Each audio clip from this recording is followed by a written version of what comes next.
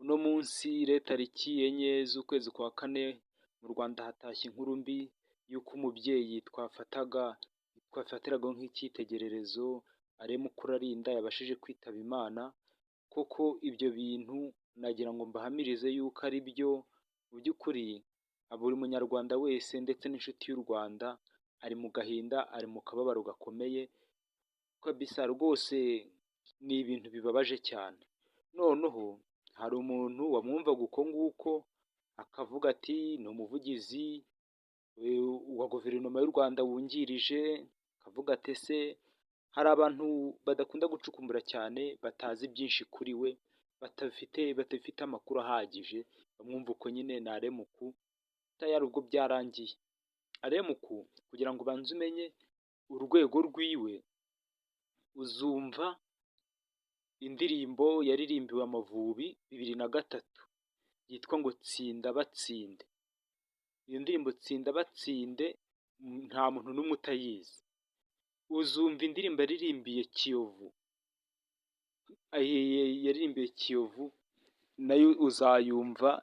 Ni indirimbo iri ku rwego rw'uko buri munyarwanda wese ahantu ari ayizi.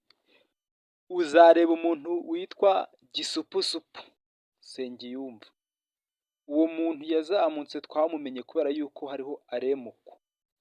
Mwibuke abantu bamumenye bwa mbere akora ikiganiro kuri YouTube channel ya Yohani Mubatiza, ariko nyuma Aremuku aza gukunda uriya musaza, arangije aza kumuhamagaza aragenda amushyira muri rebo yitwa The Boss Papa, arangije aramuzamura twese turamumenya. Yazamuwe umuntu witwa Kararisa Karasira, buriya nubwo mwamumenye ari hariya, yahereye muri The Boss Papa, ni Aremuku wamuzamuye. Nyuma aza kugera urwego nabona ubundi buryo bwo kuba yakora ibintu byiwe, ariko twamumenye kubera yuko habayeho Aremuku. Aremuku yakoze indirimbo nyinshi cyane za Murekatete, yakoze indirimbo nyinshi cyane. None hari indirimbo mukunda kumva mu minsi ya Noheli yitwa Gloria, ya yindi ngo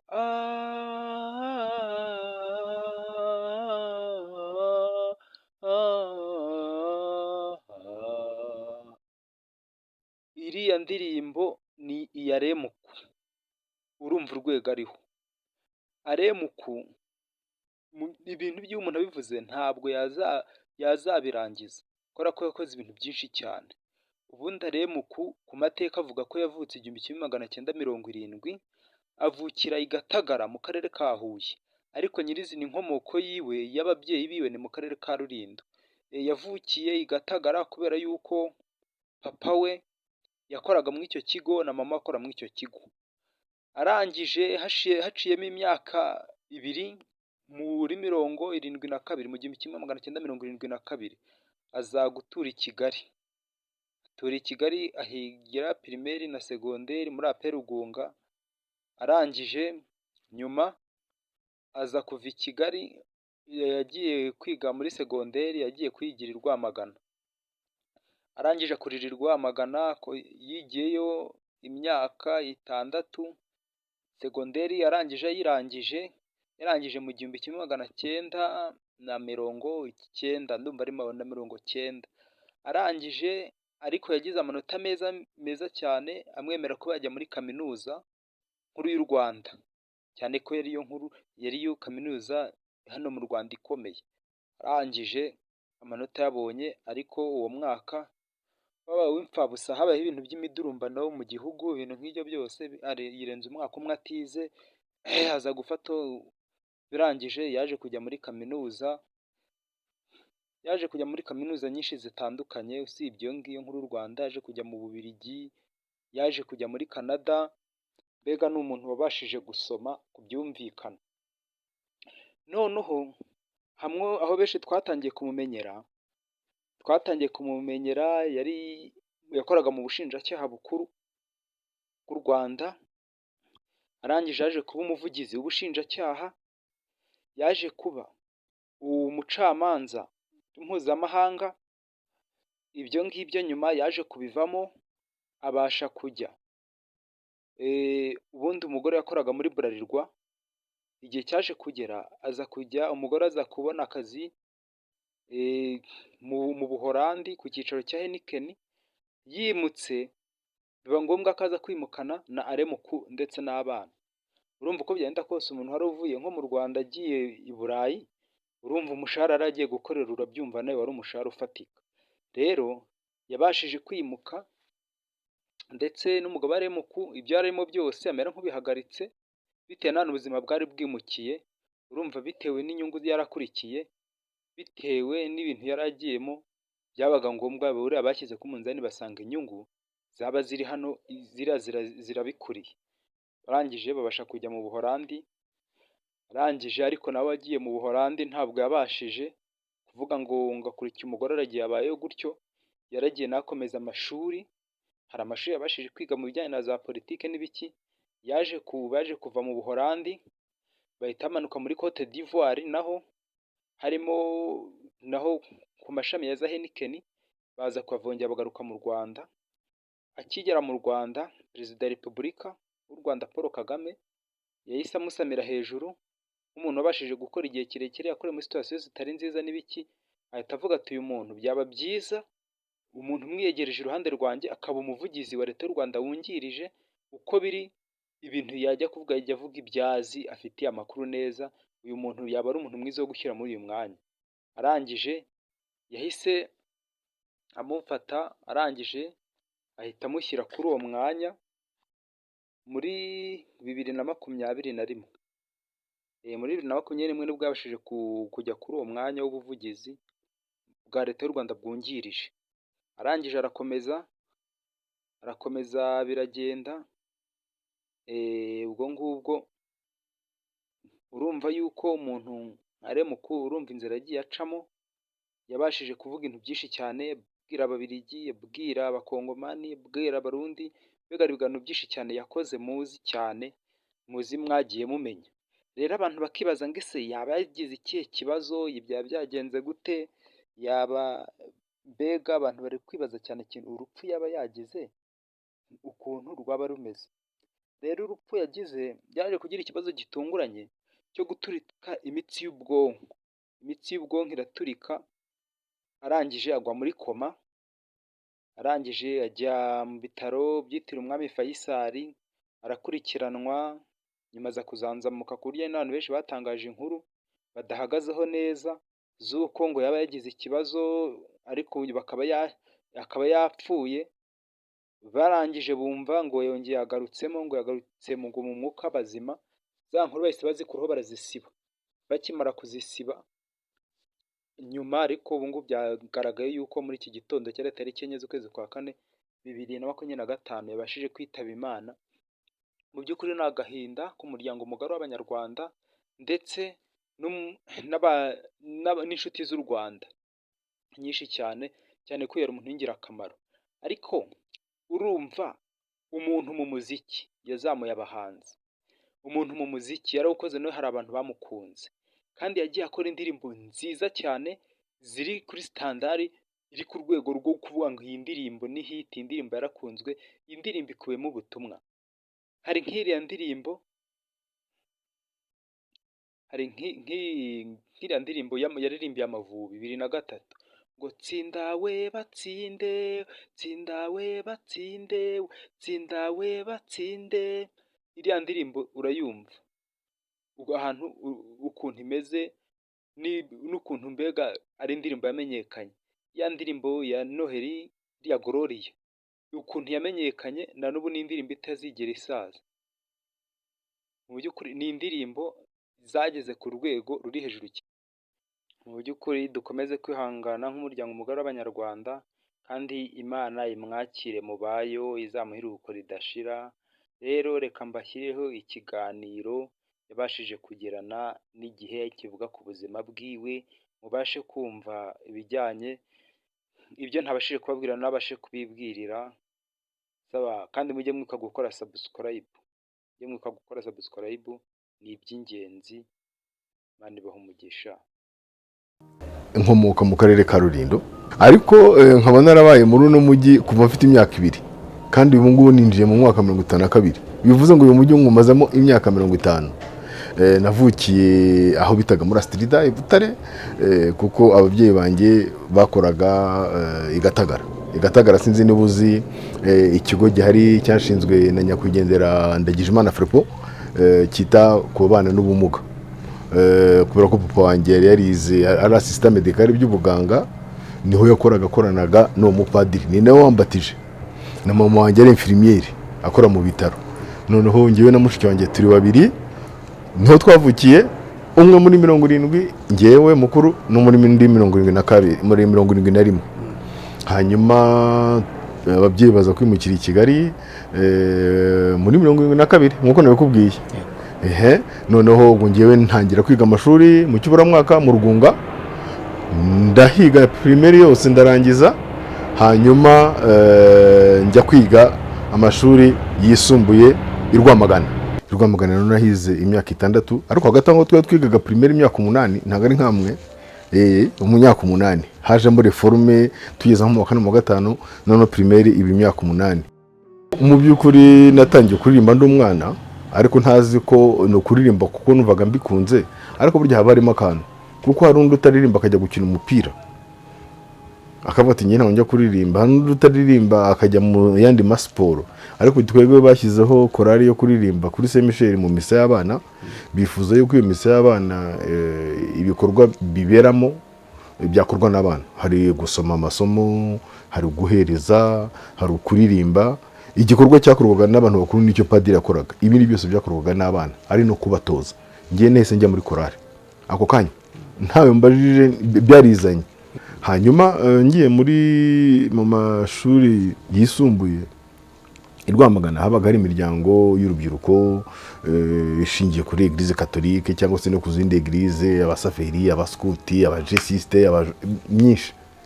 Ikintu rero cyaturangaga hari ugufasha abaturage, hari gukora mu birebana n'umwidagaduro, za animation, gukora amasware, guceza. Nyine umva turi abantu b'abangavu, abadolescent, nawe urabyumva, gusokoza, kwambara neza. Icyo gihe nabwo ngahimba indirimbo. Hari igihe amakipe yacu yajyaga gukina kogeza umupira, nabaga ndi muri groupe Shock ihimba indirimbo.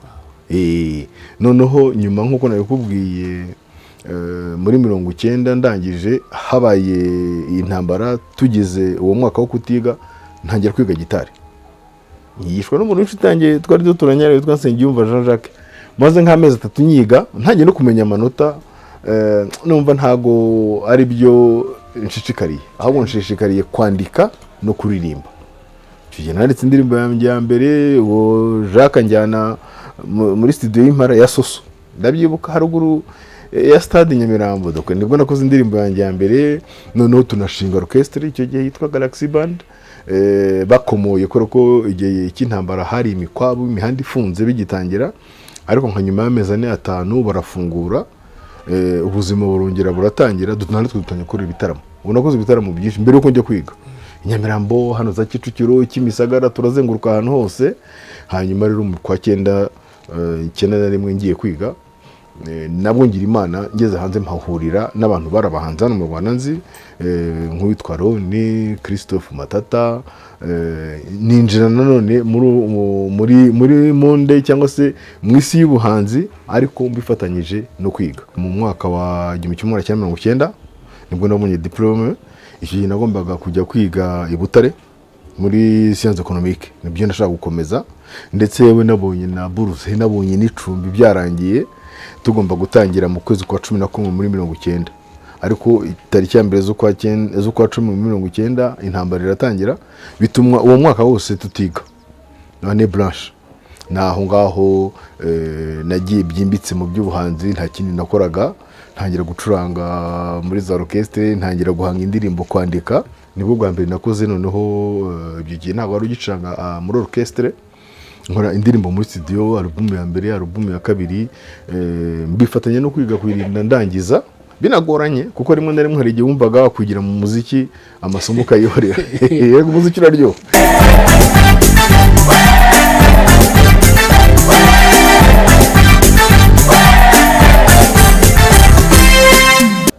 Ariko umwaka ukurikiyeho 91 urangiye njya kwiga mu Bubiligi. njya kwiga amategeko, niyo nize ndarangiza.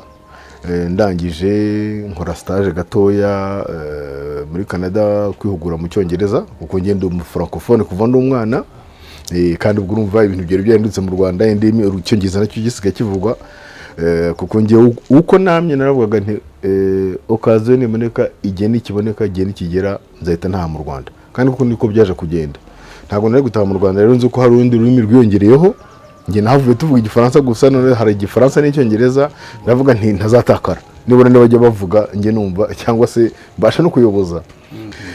Ariko noneho ndangije mvuye aho ngaho muri Canada njana mu Rwanda ntangira akazi. Nza gusanga nyine ubone nkaho nahisemo ubuhanzi kubikora nk'umuntu nyine ubikunda, afite impano yo kwishimisha birihura, ariko akazi kakaba ariko kajya mbere. None uyu munsi niko bimeze. Iyo mbonye umwanya ndahanga, nkaririmba, yakora clip video, nakora ikiganiro, nakora interview. Ariko nk'uko bikubivuze, ubu ngubu icyo ikijya mbere ni akazi nkora, ntabwo bimbuza guhanga, nta n'ubimbuza. Ariko noneho nyuma nza no kujya, umuntu yamaze gukura akareba ko yafasha abatoya kuri we, cyane cyane ko hano hari abana benshi bafite impano ariko batazi aho bibera, badafite n'uburyo. Icyo gihe rero ugize impano ukagira uwufasha, akazamuka agatera imbere, nabwo wumva afite ni bwa buhanzi bwawe ubu umukomerejemo. Mu magambo makeya ndumva ari uko nguko kugeza uyu munsi ndumva mfite indirimbo zeze 60 cyangwa 70. Ariko nyine kubera akazi niko kajya mbere. Ndaza rero ntangira akazi k'ubushinjacyaha muri 2002. Ndakora icyo gihe hari hataraba reforme, nkora mu rukiko rw'ubujurire nk'umushinjacyaha, ariko reforme ibaye njya ku rukiko rwisumbuye, mba umushinjacyaha usanzwe, nza kuyobora urwego rwisumbuye rwa Gasabo, nza kuhavanja mu bushinjacyaha bukuru, umushinjacyaha ku rwego rw'igihugu, mba umuvugizi, nkora muri departement y'imanza zo hanze ndengamupaka. Ubushinjacyaha bwose mbumaramo imyaka 13. Ubwo rero nibwo madamu wanjye yaje kubona akazi muri kompanyi akorera hano, ariko ifite ni Bralirwa, ariko ikaba kompanyi ya Heineken. Ajya gukora ku cyicaro gikuru mu Buholandi, tumara imyaka 4, tuvayo ajya muri Cote d'Ivoire, tumara imyaka 3. Nyuma y'iyo myaka 7 yose turagaruka. Ariko hagati aho ngaho ngewe nari nashyizeho consultance, cyangwa se ibiro bigira inama abantu cyane cyane ababa hanze mu bibazo bagira hano mu Rwanda, birebana no gutabera, ibirebana no mu butegetsi, mu buyobozi, cyane cyane ibintu birebana n'ibibazo by'ubutaka, iby'amasambu. Noneho tugarutse mu Rwanda, hagati aho ngaho nari narasabye kujya mu bavoka aburanira abandi, tukora ibizami bicamo, ndanarahira ngira ngo mu kwezi kwa 9. Hanyuma rero nyuma yo kurahira, mu gihe niteguraga kuba mvuga nti ndarahiye mu kwezi kwa 9, turagarutse, abana basubiye mu ishuri, madame asubiye mu kazi, reka nanjye mu kwa mbere ntangire nshyire iyo kabine yiburanira abantu. Nibwo bampaye izo nshingano zindi. Ngira ngo wenda banahereye kuba narabaye umuvugizi mu bushinjacyaha, kuko nabibaye ngira ngo igihe cy'imyaka 5. Kandi kugeza uyu munsi ari abanyamakuru twakoranye, ari nabo nabwiraga, bari babyishimiye inshingano zakira gutyo. Ni inshingano nakiriye neza. Ibyo ari byo byose burya nta kintu gitera ishema nko gukorera igihugu cyawe. Ariko ni inshingano iyo umaze kuzakira ukiri mu byishimo, ugatekerezaho gato, ugasanga ni ibintu biremereye, ni ibintu byo kwitondera. Kuko umuntu arabivuga mu buryo bworoshye ngo ni umuvugizi wungirije wa guverinoma. Ngewe iyo mbivuga cyangwa nkuko turi kuganira, uba wumva ari ibintu bisanzwe. Ariko iyo ubyumvise nk'ahandi nko ku yindi radio ngo tumaze kuvugana n'umuvugizi wungirije wa guverinoma cyangwa se n'umuvugizi wa guverinoma, nibwo ubona ko ari inshingano koko ziremereye. Guverinoma ni ubuyobozi bwose, guverinoma ivugira abanyarwanda bose. Mu yandi magambo ni ukuvugira igihugu cyose mu bice bitandukanye bigize ubuzima bw'igihugu. Hari abo twavuganye bwa mbere baravuga ngo nzavugira n'abahanzi, ngo ndimo nzitaho, n'abahanzi nzabavugira, n'abafootballers nzabavugira, n'abahinzi borozi nzabavugira, n'abanyeshuri nzabavugira. Ibyo byose nibigize ubuzima bw'igihugu. harabirwa abantelefone batari ko biriya byapa ko byo ku muhanda ziriya mashini zo ku muhanda ni byinshi. Ni inshingano nakiriye neza ko ni inshingano ziremereye zisaba kwitonda kugira ngo utazica icyizere bakugiriye, abagushyizeho, abaguhaye izo nshingano babonye ko bishoboye, hanyuma utazanatenguha abanyarwanda uvugira, kuko mu by'ukuri iyo uvugira guverinoma nta abanyarwanda uba uvugira, nta abanyarwanda uba ubwira, ndetse unabwira amahanga. Ibyo kwitondera mu kazi kose ugomba kwitonda kandi ukagenda ku nshingano baguhaye ukagerageza kuzubahiriza. Noneho uti bisaba iki? Bisaba mbere na mbere gukorana n'abandi. Inzego zigomba gukorana, kuko ngiye n'abo dukorana gutanga amakuru arebana n'ibikorwa bya guverinoma, arebana n'inama ya leta, za mpapuro z'umuhondo tujya tubona, birya biba bigomba gusomwa bigasobanurwa, sibyo? Gusobanura ibikorwa bya guverinoma. Ejo bundi nagiye ahantu tuganira muri no minsi mukuru, bambwira yuko hari gahunda ibaho yo gufasha abantu batishoboye, ubwo bareba za kondisiyo cyangwa se nabo bujuje ibisabwa, bakabaha amafaranga 10,010 cyangwa 14 muri kwezi. Ibyo wari ubizi? Njyewe ndarabimbwiye ndakanura, nabone nk'iyo gahunda nziza kuki itajya ivugwa, kuki itamenyekana, ikorwa n'iyi minisiteri, ikorwa n'ikihe kigo cya leta, ariko habaye akabazo kamwe nkaho hari ibihugu bibaho biri paradizo bitamo ikibazo, bakakuriririza kandi bakabyitirira inzego zose cyangwa se urwego runaka. Umuntu arapfuye ni kanaka bamwishe, idosiye mu rubanza habayemo ikibazo, ugasanga mu Rwanda hari imanza ku mwaka zirenze 40-50, ariko kubera dosiye imwe ikanduza cyangwa se igatukisha andi madosiye yose. Urumva rero bisaba yuko inzego zose zikorana, zigahana amakuru akatugezaho, tugatangaza, tugasobanura, kandi tugashyira no mu bikorwa ibyemezo n'ibikorwa bya guverinoma yacu. Niho byafashwe abaturage babyemera, babyumvise, bibasobanuriye, ukanababwira uburyo bishyirwa mu bikorwa.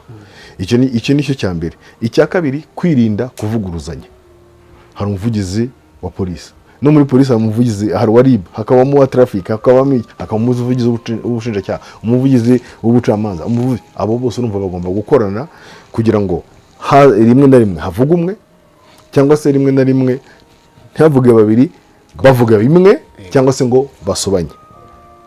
Urumva nibyo nkubwira rero, ni inshingano ziremereye.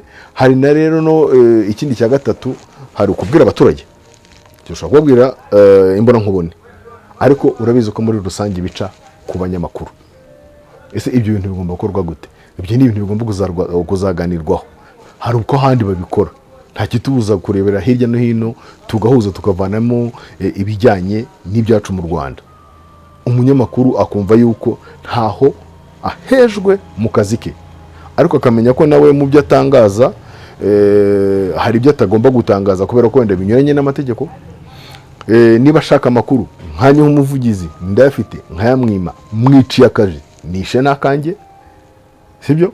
Ugasanga umuntu uri umuvugizi, baraguhamagaye, telefone iri ntiriho, baraguhamagaye, ndaza kukubwira, baramuhamagaye, ndakubeshya ndi mu nama, ibintu nk'ibyo ngibyo. Ibyo ngibyo ni ibintu bigomba gucika, kuko burya abanyamakuru n'abafatanya bikorwa batuma ibyo dushaka gutangaza, gusobanura bigera ku baturage. Mbivuze muri rusange, ariko ntekereza yuko nyine ni ibintu tuzaganiraho n'abo dukorana, tukabinonosora, tukabishyira ku murongo, ndetse bikanatangazwa. Ariko nk'uko nakuvuze, ikintu cya mbere, imikoranire y'inzego, guverinoma, perezidanse, ibigo bya leta, ibishamikiye kuri leta, ndetse n'ubuzima rusange bw'igihugu. Iki gihe cyose urumva rero nongere mbigara ko ni inshingano ziremereye, kuko ntabwo ari ikigo kimwe uvugira, ni ukuvugira bose.